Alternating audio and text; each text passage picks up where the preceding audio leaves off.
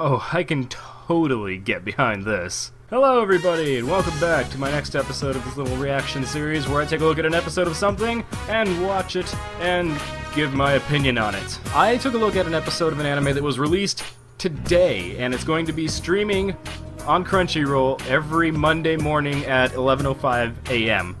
At least where I live. I don't know the time zone, so I don't know if it's Pacific, Western, or something or another. But yes, this show is called When Supernatural Battles Become Commonplace. That title alone doesn't invoke some sort of feeling for you that I don't know what else to tell you. This show is hilarious. It is really funny. One of the funniest anime I've watched in a long time. I'm literally like sitting here at my computer desk watching it on my monitor and just laughing to myself because it's got such great humor into it. The story follows this club at a school, this literary club at a school, and every time apparently they come in, the guy in the club, because it's a guy and 1, 2, 3, I think 4 girls in the club, and every time they come into the club, the guy is always pretending like he's going through some sort of change, that he's turning into like some superhero or he's getting powers and everything, so he's always like, help me, like trying to get a rise out of them. And there's always the girl who the first girl who sees him doesn't put up with his crap. She just doesn't put up with it. She like ignores him and says, you really gotta stop doing this. The next girl is almost always calling an ambulance because she gets so like, oh my god, are you okay? And then this other girl, which is a really little girl, comes in, and he doesn't know that she's there. And by this point, he's like got blood and fake blood and everything on his head and all that. He's like, ah! And he sees her, and she just starts tearing up. And he's like, oh no, I'm sorry, I'm sorry.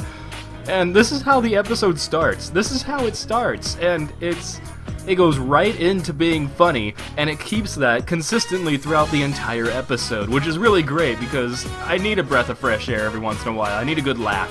And now, after all of them meet and everything, he keeps telling them, what if one day I or you or anybody just suddenly starts going through a change and they have superpowers? Are you gonna be prepared for that?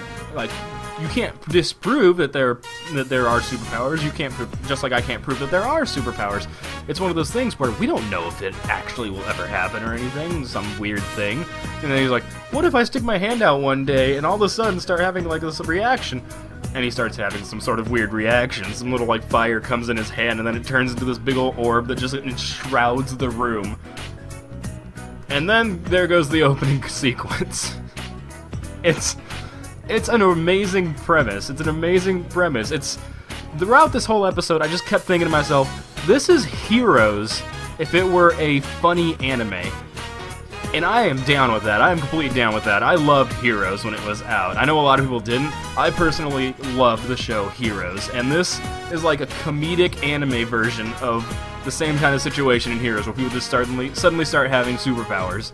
After the opening sequence, it takes like 6 months later, and then you find out that every month they have a monthly checkup on their powers. And we go through all the characters' powers, and they actually have some really interesting powers. It's not the typical, this person controls fire, this person controls water, this person can teleport. It's not that kind of thing.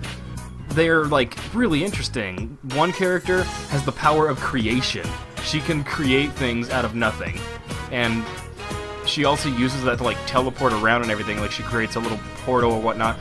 Or she creates a battlefield, a big wasteland battlefield for them to test their powers in their classroom because she can. Another character, she can control all of the elements. She can control all the elements, and it shows in this first episode that she's found out how to combine elements too, like attacking with fire and earth to mix them into a magma attack kind of thing. She can control elements like that. Another girl has the power to adjust time, and I say adjust because she doesn't have time control because she can never go backwards, they say. They say she can't make time go backwards. She can control how fast it's going forward, which means she could even just stop it. And she does a lot throughout the episode. The other character, she has the power of rejuvenation, where she can mend things back to the way they were. Like, and the way they show it is that the two characters who are battling to test their powers, their clothes get a little scruffy and everything, and she like just touches them, and the clothes are boink, back to normal, and all that. And so I'm wondering if that has like healing properties too. If she can heal people, like return people's like body back to normal if they get wounded. And then there's the guy, and the guy who is so hyped about superpowers, the guy who throughout this entire episode is just so happy that this actually happened, has the useless ability. He can make a tiny bit of bluish-black fire float in his hand like this. It's not hot. It's barely warm. It can't damage anything. It has no hidden powers. He can just do that. And he is so proud that he can do that. This show takes it's got the right steps of being a great comedy, and I am really excited to keep watching it because I am going to continue watching this one, especially since my Monday mornings are typically free, so I do have the time to sit down and watch this one every Monday. So I'm going to be doing that. I highly recommend that any of you out there just take a look at this because the animation is great. The characters are just, from the very get-go, entertaining and enjoyable.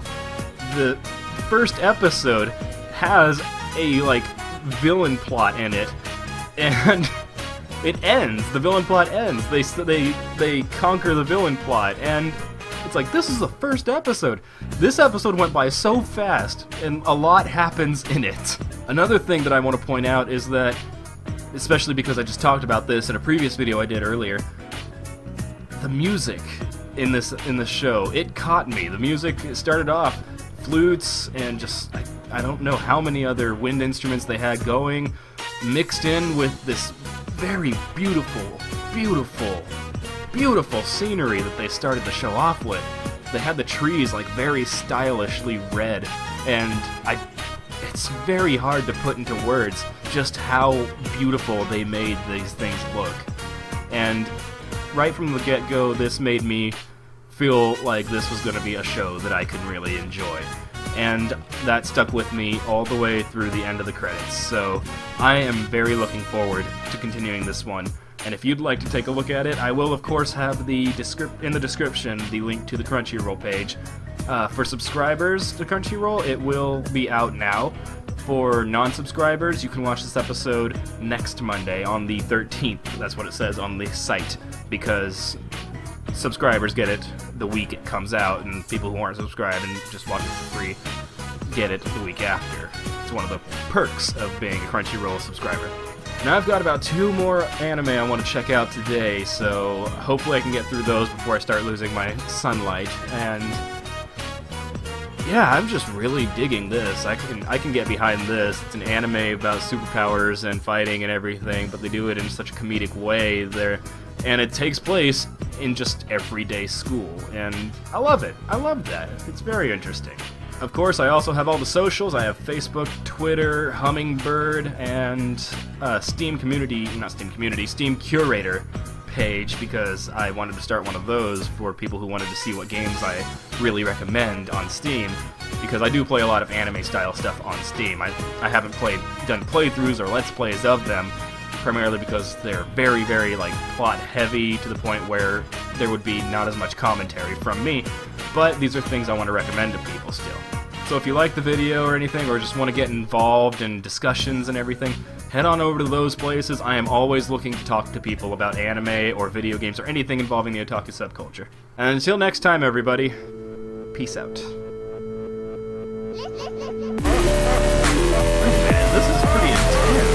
What could possibly happen? It's a real good way to grip somebody in. This first episode, he's mainly just going around meeting all of the girls, at least 6